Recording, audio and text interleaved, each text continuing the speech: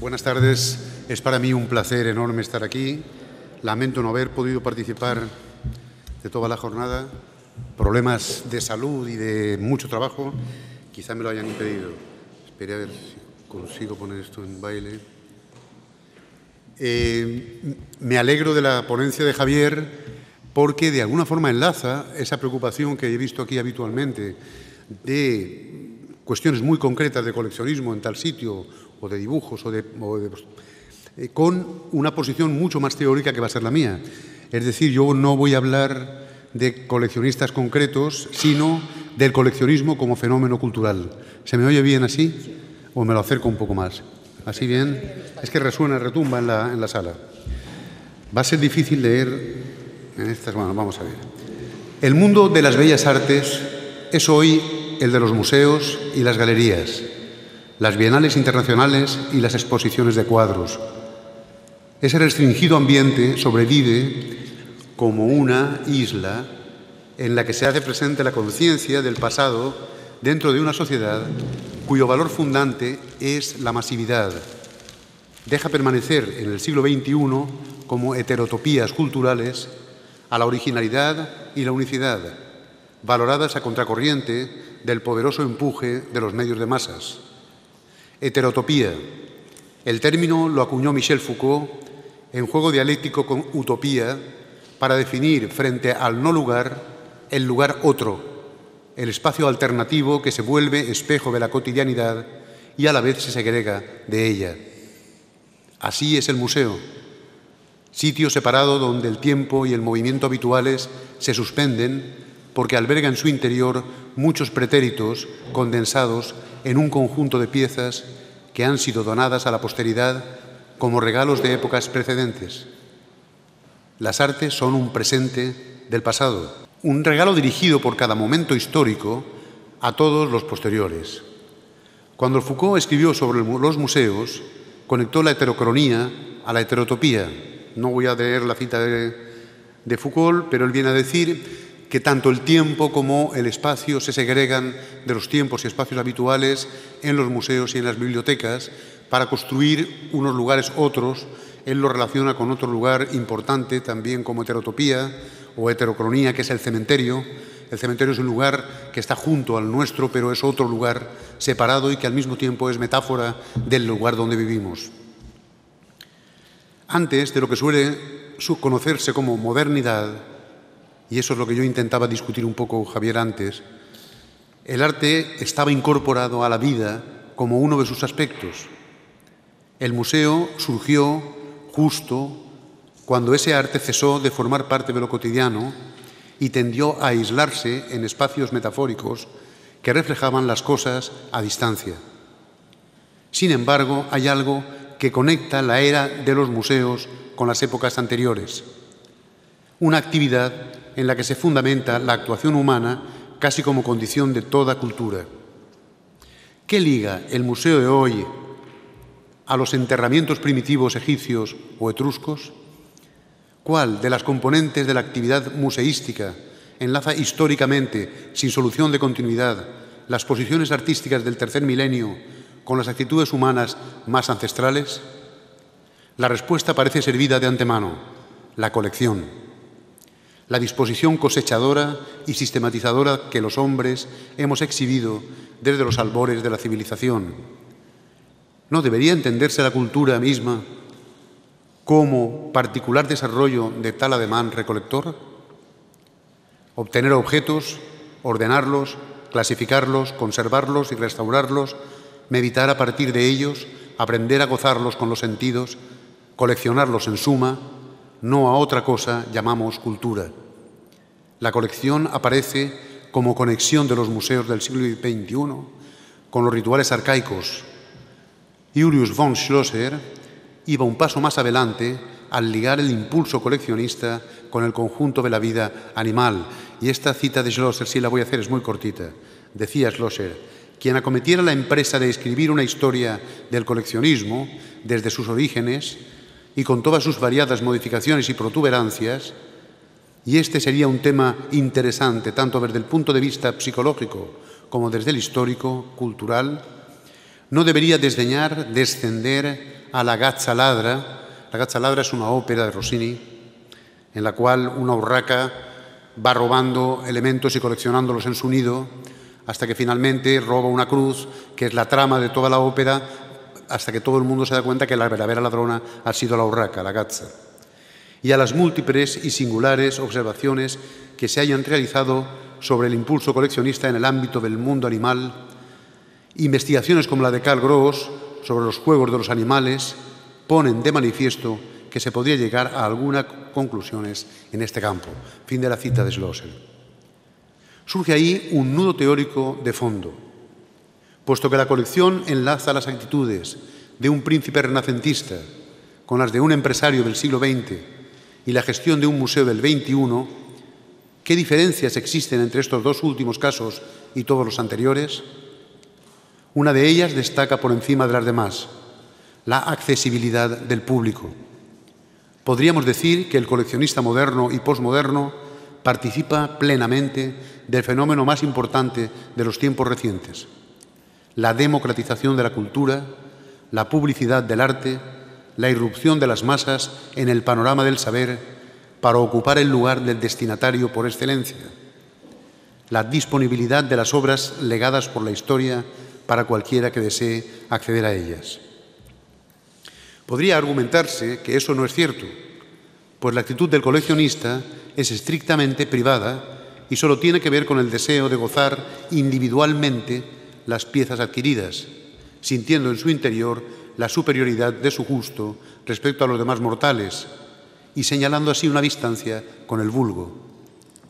No otra fue la actitud expresada por buena parte de los escritores decadentistas y simbolistas de finales del XIX, quienes construyeron la conocida arrogancia turrieburnista de encerramiento en un torre de marfil como voluntad de aislamiento de las masas. Tomaremos como ejemplo dos autores paradigmáticos, uno que ha citado mi compañero Javier, el francés J.K. Huysmans, y otro, el italiano Gabriele D'Annunzio. Huysmans publicó en 1884 su novela más conocida, A Rebours, que se convirtió en un verdadero revulsivo para la narrativa europea. En el capítulo 9, el protagonista habla, ese coleccionista que ha comentado Javier antes, Jean de Floresa de Dezant, habla de los grabados que posee de Rembrandt y de Goya, dejando que su voluntad de exclusivismo aparezca casi para negar el valor. Dice de Goya que le gusta y le parece su talento áspero y rotundo terrible, pero que le molesta que a todo el mundo le guste. Es decir, si cuelgo estos grabados, cuando entren a mi casa cualquier imbécil se va a sentir en la obligación de dar algún comentario gracioso sobre el dibujo. Los guarda, por tanto, los grabados para que no los vea más que él. Era todavía más claro al hablar de Rembrandt, y ahora cito a Huysmans. Pasaba lo mismo con su Rembrandt, que él examinaba, pero es que no veo bien cuando se pone pequeñita la letra, examinaba de vez en cuando a escondidas, y en efecto, si la más bella melodía del mundo se vuelve vulgar, insoportable, cuando el público la canturrea, cuando los organillos se la apropian, la obra de arte que no resulta indiferente a los falsos artistas, que no es contestada por los tontos, que no se contenta con suscitar el entusiasmo de algunos pocos, se vuelve ella también, por eso mismo, para los iniciados, contaminada, banal, casi repulsiva. Fin de cita. Jean Florestat de Saintes, personaje neurasténico que encarna el héroe de Huysmans, llega a sospechar de sus propios gustos por coincidir con el del resto de la gente. Cito, esa promiscuidad en la admiración era, por otra parte, una de las mayores tristezas de su vida. Incomprensibles éxitos le habían estropeado para siempre cuadros y libros antaño queridos. Ante la aprobación general, acababa por descubrirles taras imperceptibles y los rechazaba, preguntándose si su olfato no se embotaba, no se engañaba. Fin de cita. Gabriele D'Annunzio, por su parte, publicó Il Piacere en 1895. El protagonista de la novela, Andrea Sperelli, no solo posee una concepción de su actividad como creador que prescinde categóricamente de la consideración que pueda merecer el pueblo llano, sino que además estima como mejor manera de gozar una pieza clásica su posesión y contemplación exclusiva. Así, en el segundo capítulo del libro tercero, refiriéndose a Sperelli, el narrador llega a decir: y además le disgustaba, cito, la publicación, la divulgación de su secreta belleza. Desde luego, si él hubiese poseído el Discóbolo de Mirón o el Doríforo de Policleto o la Venus Nidia, su primer cuidado habría sido encerrar la obra maestra en un lugar inaccesible y gozarla solo para que el goce de los otros no disminuyese el suyo propio. Fin de cita. Pero esta supuesta actitud de aislamiento en la campana de cristal de una soledad altanera y distante no cabe contemplarla hoy más que como recurso defensivo de las posiciones propias. En la misma época en que se publicaban las páginas anteriores, otro conjunto de escritores se manifestaba contrariamente, defendiendo con actitud militante el destino masivo del disfrute de las obras de arte. Así lo hizo, por ejemplo, el artista, decorador, agitador político y escritor británico William Morris, quien elaboró una estructura teórica y práctica que movilizó también en clave de praxis política acerca del arte de masas, o más bien del arte y las masas. Su concepción partía del principio general definido por la frase, cito, «Pues, ¿qué nos importa el arte si no podemos participar de él todos?». Fin de cita. Y ello le servía para extender el concepto arte a todos los aspectos de la existencia. En la misma línea, y casi como discípulo suyo, se situó Oscar Wilde, quien siempre empujó el sentido de cualquier arte hacia un criterio de disfrute general y nunca dudó en identificar las bellas artes con las artes populares y todo tipo de artesanía. Casi como verdad de perogrullo, habría que citar a Émile Zola y a Vicente Blasco Ibáñez, representantes de las corrientes naturalistas, entre comillas, que apostaron siempre por un público de masas. Hay que percibir como trampa retórica las actitudes exclusivistas de finales del siglo XIX. Es preciso reconocer abiertamente que toda colección, puesto que se ha constituido como tal, está hecha para ser vista, permitiendo especulaciones solo al tratar de determinar, con márgenes estrechos, cuál es el segmento de público al que se dirige. El hombre es un ser social y, en consecuencia, los objetos fueron coleccionados siempre, aunque ello pudiera no formar parte racional del propósito del coleccionista, aunque hubiera que indagar sus motivos en los remotos y perdidos rincones del inconsciente, con el fin de ser mostrados a alguien. Generalmente, el mayor goce del poseedor consiste en enseñar lo que posee. Todo ello indica que cualquier colección se constituye en discurso, en un relato elaborado por quien ha recogido y sistematizado los objetos con el fin de expresar cierto sentimiento del mundo y de la cultura ante sus congéneres. Así, la colección adquiere carácter de metáfora, de espejo que mira el mundo a través de los reflejos coloreados de su superficie no siempre plana y revierte la mirada, devolviéndosela al espectador para plantearle una interrogación sobre ese mismo mundo. La colección se convierte, pues, en un símbolo. Ella en sí es un microcosmos que cumple su destino de pretender explicar el macrocosmos. La heterotopía busca la utopía a través de la voluntad de perfección del coleccionista. Siempre sucedió de esa manera, incluso en las épocas en que el exclusivismo y el aislamiento parecían convertirse en norma para todo creador. Pero los viejos ideales de dominio fueron invertidos definitivamente por la Revolución Francesa al sustituir el conocimiento y disfrute del arte como privilegio de unos pocos por la fruición generalizadora como derecho de las masas.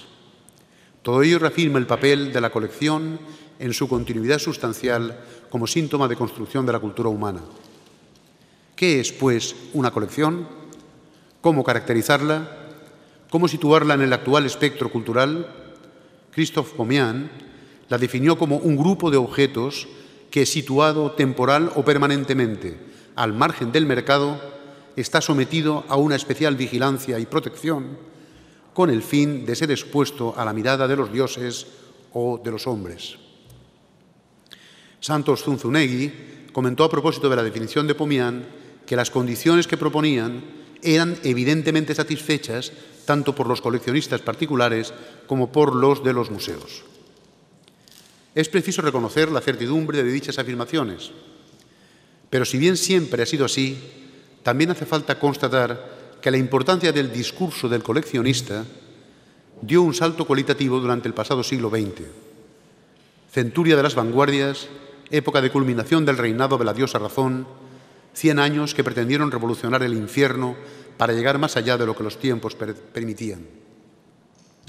El totalitarismo vigésimo secular transformó su idea del museo como discurso sobre el arte en discurso único sobre el arte, obligando a someterse a todos los demás discursos y así, aniquilándolos, suprimió la posible eficacia de las posiciones alternativas, a las que abandonó exhaustas en una orilla del camino con el secreto anhelo de su inmediato final.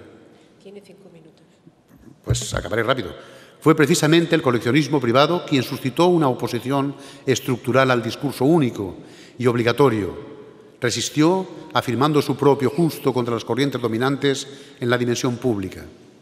Ello consiente hoy, cuando muchas estatuas gigantes han caído derrumbadas por la debilidad de sus pies de barro, recuperar un sentido del placer de la obra de arte que había sido excluido del discurso oficial. Aparece aquí otra palabra, provocatoriamente, placer. Decía Wilde, yo no busco la felicidad, busco el placer. El arte es un servicio a los hombres y debe ser considerado como cualquier otro servicio, motivo de concupiscencia, satisfacción inmediata de la necesidad apremiante de gozar de lo que presenta ante los sentidos sin demandar quién lo ha hecho. Voy a darme un asalto a una cita de Malraux que tenía.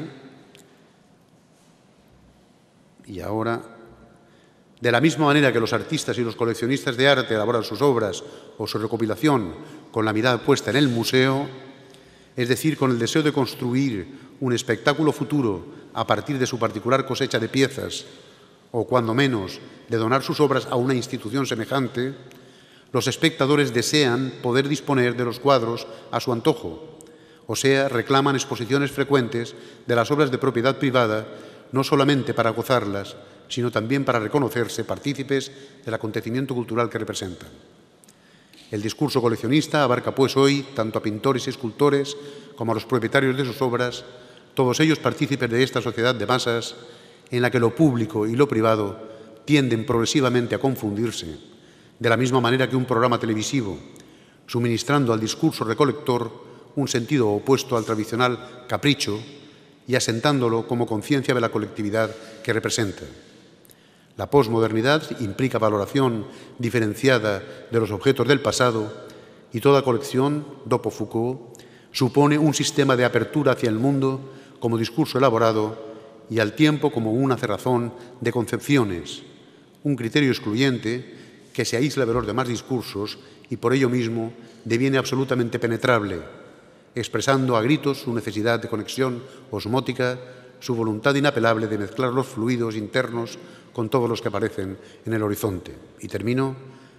Cuando consideramos a un coleccionista por haber recogido una colección, estimamos la labor de organizar, seleccionar y acumular, restaurando, protegiendo y conservando las obras para ofrecerlas como relato íntimo a este siglo XXI y defendemos un tipo de discurso, una narración del arte que responde a criterios resistentes frente a la adversidad de las modas.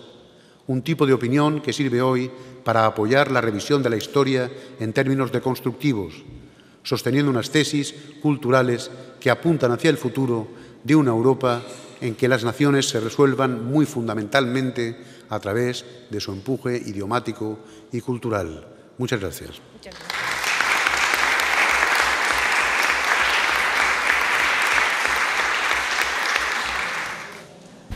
Me encanta la idea de que la muestra de arte es una muestra pública y que puede ver todo en frente del público. ¿Puedes comentar quizás? El problema es que el arte era, como ha explicado antes gente que han intervenido, bueno, Felipe IV no era un coleccionista de Velázquez, era un mecenas. Era un tipo que quería tener los cuadros ahí. Jaume Andreu, cuando se lleva a Pinazo ahí a Bétera, a refugiarlo, lo que hace es decorarse la casa con sus propios retratos, hacer la genealogía de su familia y de su amigo. Es decir, de alguna forma esa gente está recogiendo, como la urraca, recoge por ahí las cosas, pero tiene una intención de organizar su casa como un microcosmos, la casa entera privada. Lo que ocurre es que hay un fenómeno que yo ligo con el puritanismo, lo ligo en términos de los que hace el padre de la sociología, ¿cómo se llamaba? No. Sí, Max Weber, efectivamente, en La ética protestante y el espíritu del capitalismo, diciendo que es la ideología puritana la que lleva a coleccionar por coleccionar, a recoger dinero por recogerlo, para después no gastarlo y entregarlo a alguien o irse a la tumba dejándolo como grandes colecciones. De hecho, los museos norteamericanos están todos por colecciones, colección de fulano, colección de mengano, en donación de tal. Es decir, al final, ¿qué va a hacer alguien con una colección? Yo he estado muy en contacto con alguna colección, en particular, bueno, con la colección Rivero, de Joaquín Rivero. Tuve que hacerles algunas exposiciones y estuve viéndola toda la colección y, lógicamente, Elena Rivero, que es la que la dirige, la hija de Joaquín, la llevó a la colección a un museo que tienen en sus bodegas de Jerez. Y entonces tienen ahí la colección metida en un museo y tú vas a la bodega a ver la colección de Joaquín Rivero, ¿no? Es decir, es un poco el destino público que todo coleccionista tiene privado. Y ahora ellos están exponiendo la exposición, por ejemplo, Pérez Simón de México, pues hace sus exposiciones todas las que puede de su propia obra porque publicita su discurso sobre el mundo ante las masas.